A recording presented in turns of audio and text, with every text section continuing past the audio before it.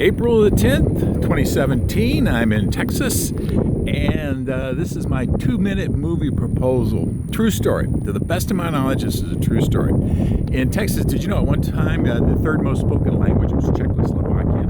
Well, back in the 1800s, a lot of folks in South Texas had property, but things weren't going so well, so they were trying to find a way to make more money. Well, it turns out they discovered a principle based on what some other folks had did in Europe. It's called Primogeniture, which basically means, you know how those big estates kept the big estates? Well, the firstborn son got everything. Primogeniture. Which means that if you weren't the firstborn son, you had to rely on the generosity of your brother or go out on your own. So some folks here in South Texas who had a lot of land were looking for ways to make money. And they figured, well, you know what? We could go to Europe and convince these folks they should come here to Texas and start growing crops, become farmers, ranchers, merchants, all kinds of stuff. So one of the people who owned some property out here set it all up, drew up maps for a town, plots, land, lots, the whole thing, then farms, and they checked with the railroad. The railroad says they were coming through, so they figured, okay, well, then everybody knows how far they're going to be from the railroad. So it was all set up. So the guy who owned the land went over to Europe. Now, he figured it'd take him about 2 years to sell it all. Well, he lucked out. Turns out he's a better salesman than he thought. It only took him about 6 months.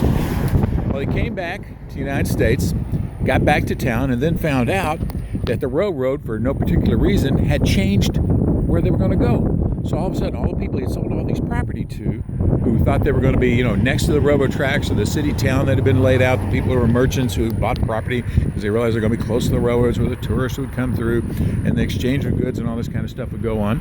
Well, they found out that they weren't going to be anywhere near it.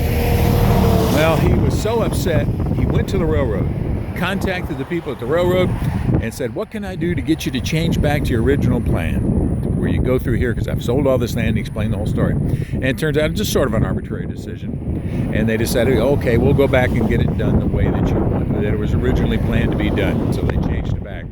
Well, see, he was so happy, so absolutely thankful, that he decided to call his town Thank God, Texas. Well, some of his friends explained to him that a lot of the folks he had sold property to were very devout Lutherans, very devout Christians, and they would not take it very kindly to coming to a town named Thank God, which seemed an inappropriate way to use the Lord's name. And so, that's how the town of Blessing, Texas got its name. As far as I know, that's a true story.